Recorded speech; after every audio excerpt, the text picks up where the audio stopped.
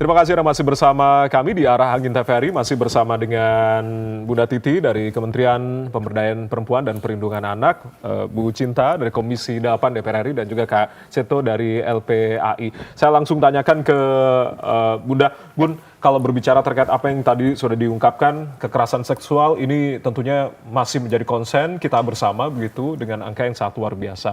Apa yang kemudian terus didorong oleh Kementerian PPPA untuk kemudian bisa mengurangi setidaknya begitu dengan sangat sekali kompleks tadi kalau berbicara terkait dengan ruang digital dan bullying dan segala sesuatunya. Ini kemudian apa yang kemudian harus diperhatikan lagi?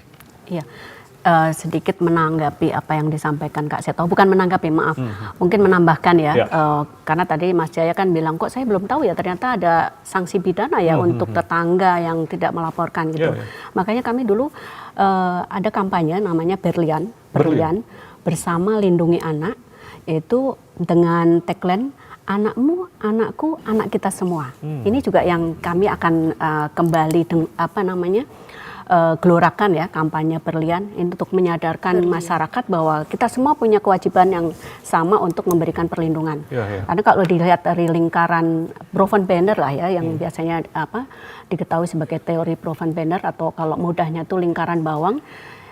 Lingkungan yang terdekat memang keluarga. Kemudian lingkaran berikutnya adalah masyarakat ya yang tadi diceritakan oleh Kak Seto dengan sangat komplit. Kemudian terkait dengan perlindungan anak di ranah daring, pemerintah memang terus memperkuat dari sisi regulasi. Setelah bulan Juni lalu, Pak Presiden meluncurkan PP Tunas, PP 17 tahun 2025. Saat ini juga pemerintah sedang menyusun rancangan peraturan Presiden tentang perlindungan anak di ranah daring. Mudah-mudahan sebentar lagi ditetapkan oleh Presiden ya, karena sudah masuk ke beliau.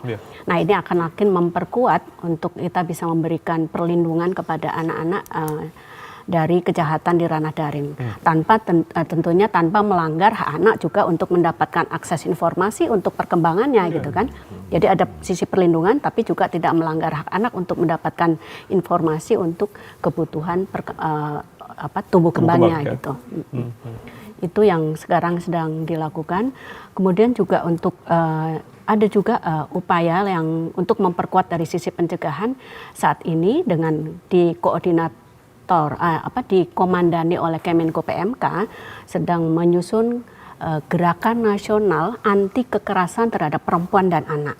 Ini impres ya Bu ya, untuk Presiden atau iya, akan menjadi impres. Akan menjadi impres nantinya. Ini sebenarnya transformasi dari gerak GN Aksa ya Kak Seto ya, GN Aksa waktu itu kalau Aksa itu kan hanya anti kekerasan terhadap anak, seksual anak ya, tapi ini diperbesar, diperluas menjadi gerakan nasional anti kekerasan terhadap perempuan dan anak. Ini sedang digodok dengan komandan dari Kemenko PMK dan melibatkan sekitar 20 kementerian lembaga yang akan, ya selain tentunya Pemda juga nanti akan terlibat, bahkan sampai pemerintah desa akan terlibat atau menjadi target untuk melaksanakan impres ini. Itu yang sedang dilakukan. Mudah-mudahan sekali lagi rancangan Perpres tentang perlindungan anak di ranah daring bisa ditetapkan oleh Pak Presiden. Jadi semakin menguatkan dari sisi regulasi dan tentu juga nanti dalam implementasinya ya tentu harus didorong untuk bisa diimplementasikan. Ada target Bu untuk penurunan dari angka kekerasan anak? Ya tentu ada ya.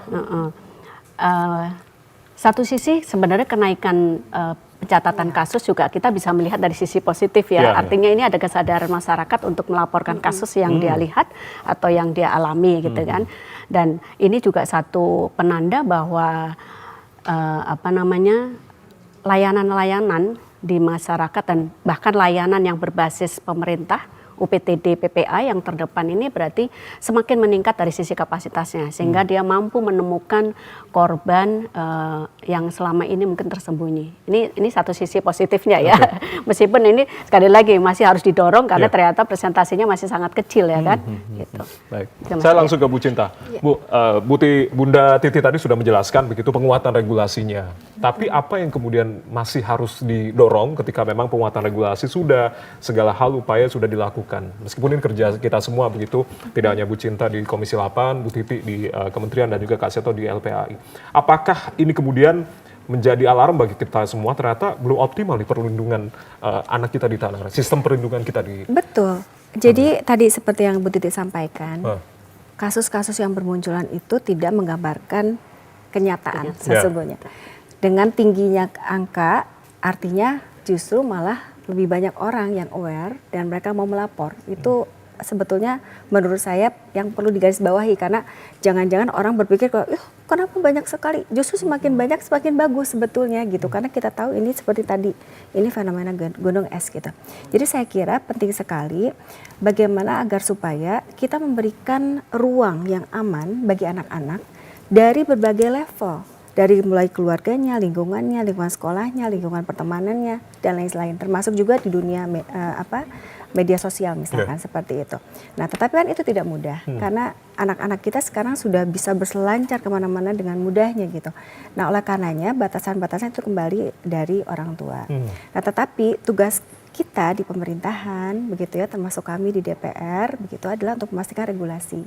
Regulasinya seperti apa? Tadi terima kasih Kak Seto, banyak yang sudah disampaikan juga, mungkin bisa memberikan insight baru bagi kami begitu ya, bagaimana untuk terus memperkuat terkait dengan undang-undang ini begitu ya. Tapi yang paling penting adalah semua itu tidak boleh hanya di ranah wacana gitu. Bahkan tadi ada instruksi presiden kan dan lain sebagainya, itu perpres dan lain-lain itu harus ke ranah teknis lagi. Sudah lagi tidak boleh hanya urusan di atas kertas gitu. Bukan hanya urusan moralitas lah dan lain sebagainya, tapi lebih kepada apa yang harus dilakukan dan tidak sendirian, itu maksud saya. Karena begini, di beberapa wilayah itu mereka memiliki nama masing-masing. Di wilayah yang lain nama masing-masing. Saya membayangkan bahwa ketika ini dilakukan secara selaras gitu ya, dari pusat sampai daerah, dari mulai pusat sampai RT RW begitu ya, itu sejalan begitu, didukung oleh pemerintah daerah juga, maka ini akan baik sekali. Jadi sejauh ini yang saya pahami bahwa ini terkait dengan data saja ini masing-masing sering berbeda gitu ya. Jadi data itu misalkan di UPTD di wilayah Garut misalkan itu nanti kadang-kadang masih agak berbeda dengan wilayah misalkan di provinsinya seperti apa, atau di pusatnya seperti apa, atau di KPAI-nya seperti apa. Jadi sebagai mereka-mereka penggerak di lapangan itu mereka bingung gitu sebetulnya. Yang mereka butuhkan adalah di mana ini yang rawan gitu, di mana yang rawan maka mereka harus melindungi bersama-sama, tidak sendirian ya. Saya bersyukur Kementerian PPA ini tidak serta-merta sekarang berdiam diri, tapi berupaya sedemikian rupa mereka mendorong agar supaya UPTD PPA bisa ada di seluruh ya, di 500 kota kabupaten. Sekarang mungkin setengahnya ya, lebih dari setengahnya ya. Tapi itu PR ya, karena yang paling dekat bisa dijangkau oleh masyarakat tentu di situ kan. Nah kemudian juga kita tahu bahwa tidak hanya itu, bagaimana Kementerian PPA juga membuat masyarakat bisa mengakses dengan mudah melalui SAPA 129 misalkan begitu. Dan tidak hanya itu, yang penting dilakukan adalah merangkul semua elemen sehingga diharapkan nanti tidak berjalan sendiri-sendiri tadi, maksud saya begitu. Nah selama ini kan masyarakat kebingungan, ini kita bersyukur ternyata banyak komunitas juga yang bergerak di masyarakat ya, di kami juga ada Jabar Bantuan Hukum contohnya begitu. Jadi ketika ke pemerintah sulit, mereka masuklah ke komunitas-komunitas gitu ya, atau organisasi-organisasi yang bergerak, yang mereka pro bono lah begitu. Nah itu mereka masuk ke sana, tapi kan itu harus dirangkul. Maksud saya bagaimanapun juga Kemen PPA dengan anggaran yang sangat terbatas, mohon maaf gitu ya, tentu tidak bisa sendirian. Bagaimanapun juga mereka ini harus merangkul. Nah saya sudah sampaikan kepada Bu Menteri, kalau bisa itu organisasi perempuan dirangkul deh, saya bilang. Mereka tuh mau banget kalau dikasih tugas gitu. Ya, terus apalagi tadi lembaga bantuan hukum dan sebagainya, itu mereka seneng kok kalau diajakin gitu, diberikan, diajak dan diapresiasi, itu udah cukup untuk mereka gitu, tidak perlu ada anggaran gitu dalam arti seperti itu. Jadi saya berharap kolaborasi ini bisa dilakukan. Di lapangan saya menemukan beberapa wilayah itu mereka membuat tadi ya seperti yang Kak Seto sampaikan, jadi RT RW membuat dengan nama masing-masing ya, begitu mereka para tokoh-tokohnya dilibatkan gitu ya, kemudian mereka turut menjaga masyarakat. Jadi biasanya kalau ada kasus itu jangan dulu lah maksudnya di proses secara hukum misalkan, mereka mencoba untuk mendamaikan gitu ya, kalau ada anak yang nakal dan sebagainya seperti itu. Nah tapi mereka tuh butuh informasi, what next gitu. Kemarin saya juga ada di daerah Coblong di Kota Bandung, warga mengatakan, Bu ini ada anak yang kebingungan karena orang tuanya ribut, anaknya jadi tidak terkontrol dan lain sebagainya. Kami harus gimana gitu. Nah, saya katakan coba telepon. Nah, ternyata informasi itu belum sampai Bu. Ya, jadi memang perlu dimasifkan lagi.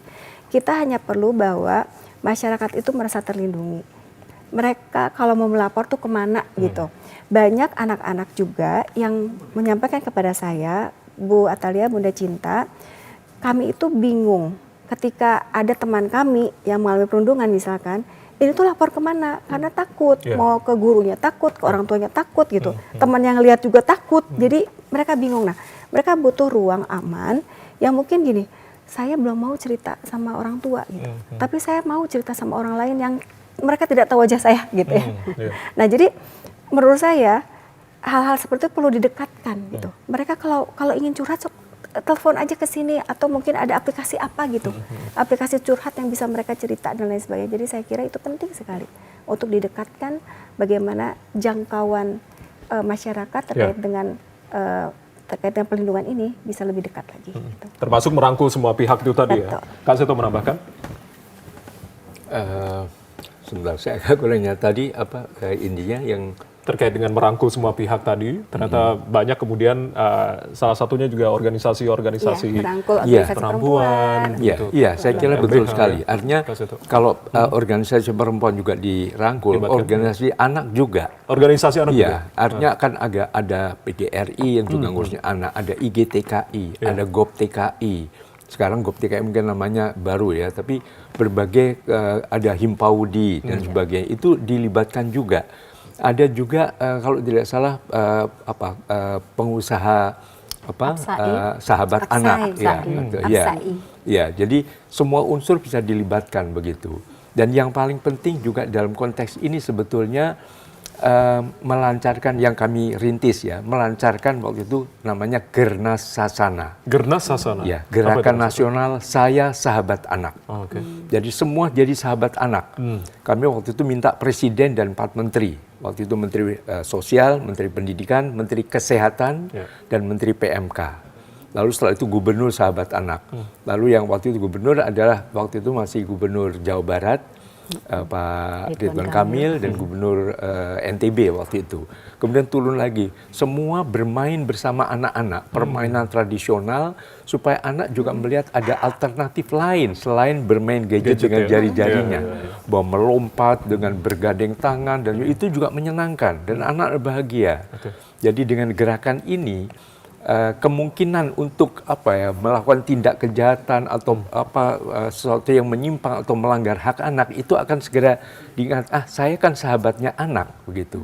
Jadi kakek sahabat anak, om paman sahabat anak, ayah bunda sahabat anak, sehingga tidak sudah ada suatu upaya mencegah naluri-naluri yang mungkin liar atau lupa diri untuk bisa melakukan suatu pelanggaran hak anak. Bahkan sampai juga kami melancarkan Polsana. Waktu itu kami mulai jauh tahun 86, Polisi Sahabat Anak. Sampai kemudian dipakai oleh Mabes Polri dengan singkatan Polsanak, pakai A. Nah, kami juga melancarkan Hakim Sahabat Anak, kemudian Jaksa Sahabat Anak, Politisi Sahabat Anak, Mahasiswa Sahabat Anak, dan sebagainya. Jadi ini yang membuat semua peduli pada perlindungan anak karena menjadi sahabatnya. Sehingga ada suatu pencegahan secara internal, saya kan sahabat anak, begitu. Nah, ini mungkin juga salah satu langkah yang bisa dikampanyekan secara terus-menerus, karena Gernas Sasana kami lontarkan tanggal 4 Mei, waktu itu dalam konteks Hari Pendidikan Nasional, tapi karena waktu itu waktu Presiden Jokowi ada acara 2 Mei-nya, lalu mundur 4 Mei. Itu di halaman Istana Merdeka, ada yang main gobak sodor, main engklek, main egrang, main lompat tali, dan sebagainya. Jadi anak-anak gembira sekali.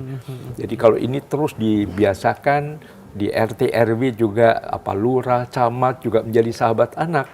Maka ya mudah-mudahan Indonesia Layak Anak 2030 bisa tercipta dan anak-anak terlindungi dari berbagai kekerasan. 2045 bukan generasi lemas atau generasi cemas, tapi generasi emas. Generasi emas itu tadi yang kita dorong secara bersama-sama. Tapi Kak Seto, kalau berbicara terkait dengan kenyataannya di lapangan, mungkin Bu Cinta nanti Bunda Titi juga bisa cerita. Kenyataan di lapangan ternyata permainan tradisional kita sekarang sudah mungkin bahkan bergeser begitu, hilang. Anak-anak sekarang dengan enaknya bermain dengan gadgetnya segala macam. Apa memang butuh begitu kita sebagai mungkin orang tua ataupun lingkungan sekitar benar-benar kembali memasifkan lagi permainan tradisional, atau mungkin dengan model si Komo lagi kita mungkin bisa buat, atau dengan hal-hal lain. Apa yang kemudian selama ini di lapangan saya sangat miris begitu ketika orang tua hanya menyerahkan anak-anaknya dengan gadget mereka dan segala sesuatunya. Apa yang kemudian kita harus bangun, sosialisasi kepada orang tua kah, atau seperti apa kemudian Kak Seto? Iya, yang paling penting adalah justru action. Actionnya. Jadi langkah yang langsung tidak tegas. Karena pada waktu itu begitu Pak Presiden dan para menteri turun di sana dan anak-anak ada, mereka yang semula pegang gadget semua ditanggalkan gadgetnya, disimpan, dan mereka berbaur dengan ratusan anak lain tadi dalam berbagai acara tadi. Begitu waktu di Jawa Barat, waktu di NTB juga demikian ya. Jadi intinya sebetulnya apa ya, kepedulian kita, keseriusan kita, tadi sudah disampaikan Ibu Cinta juga. Kadang-kadang kita tidak peduli, ada pembiaran, paradigma mengenai anak masih banyak yang keliru. Seolah anak-anak nanti juga tumbuh sendiri, tumbuh segala macam.